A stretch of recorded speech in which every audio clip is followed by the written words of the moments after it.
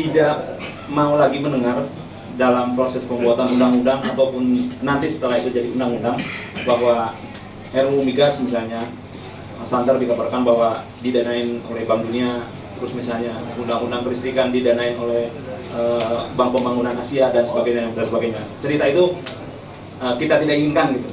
Nah, Bapak melihat RUU Migas seperti sekarang ini, apakah terlihat seperti semula atau emang akan ada terjadi perubahan yang sangat apa namanya kalau bahasa elitnya signifikan gitu? Bapak melihatnya seperti apa? Saya persilakan Bapak, apakah Bapak sebagai caleg atau Bapak sebagai pengamat? Bisa dua-duanya ya? Bisa dua-duanya. Sebagai pengamat sama caleg Nasdem dapil NTB nomor 1.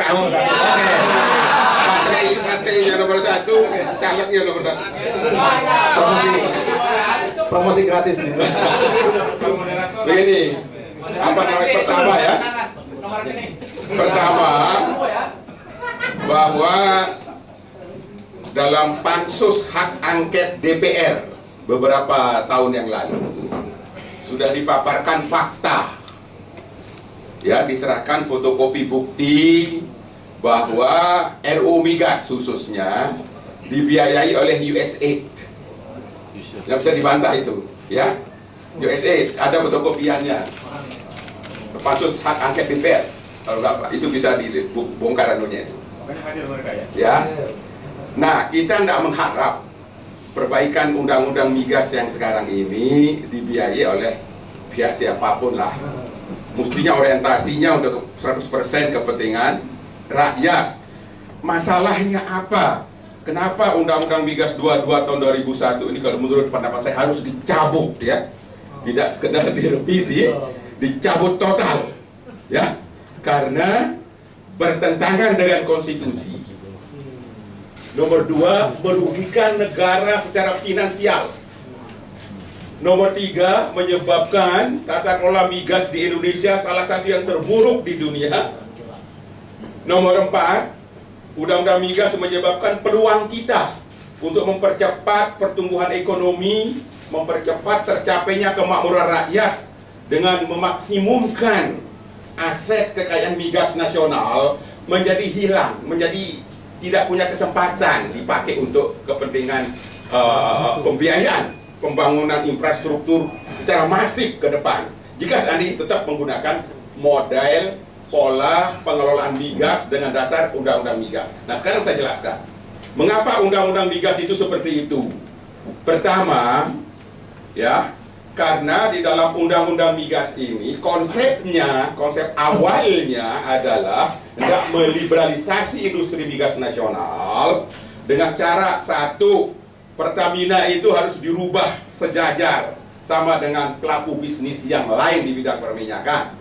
Pertamina harus dipecah menjadi hulu sama hilir. Ini namanya unbundling sehingga bisa gampang dijual. Ya, maksudnya apa dijual? Agar pihak yang memberikan utangan ke Indonesia ada jaminan pengembalian. Seperti itu. Lalu subsidi BBM dihapus, harga BBM 100% diserahkan ke mekanisme pasar.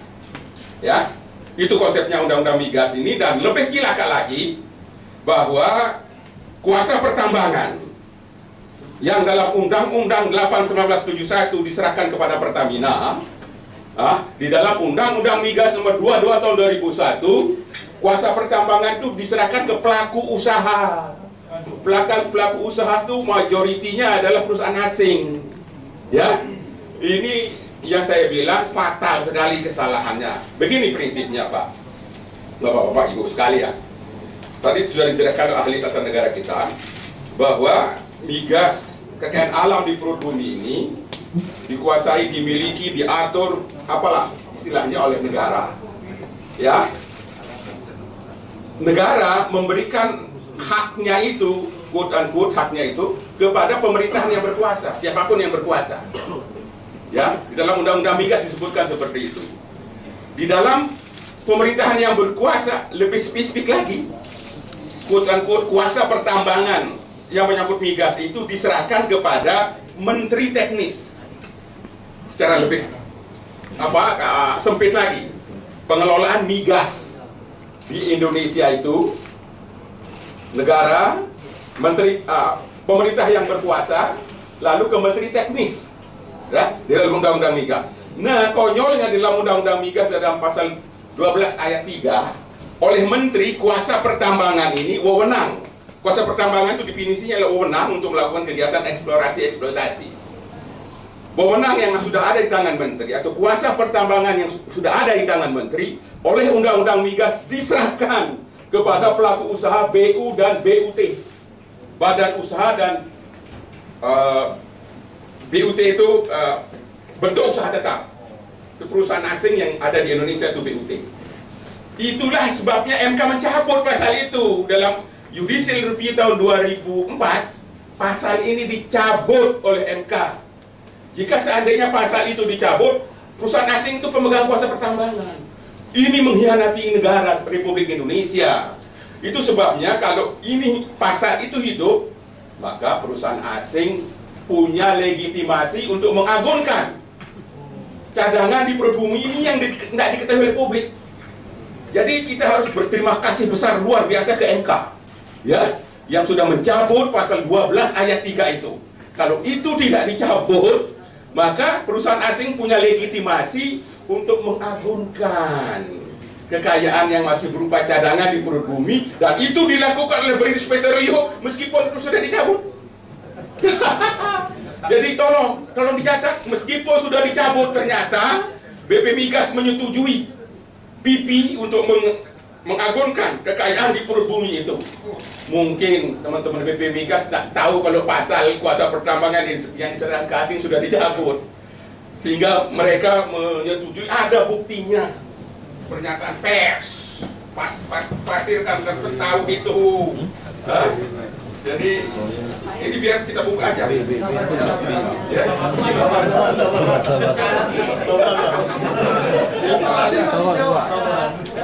Ya. Bisnis Indonesia 23 Juli 2011. Halaman 8. Pasti pers yang lain juga pasti kutip ini. Sebab ini pernyataan. Menurut Kepala Divisi Humas, Security dan Formalitas BP Migas, setelah sertifikasi cadangan untuk train 3 LNG Tangguh keluar, sertifikasi cadangan yang di perut bumi itu keluar sertifikatnya, oke, bisa digunakan oleh BP. BP itu British Petroleum selaku operator LNG Tangguh untuk kepentingan pemberi pinjaman.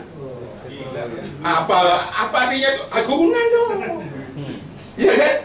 Ini jadi pernyataan ini baru benar kalau MK tidak mencabut pasal 13 pasal 12 ayat 3 itu.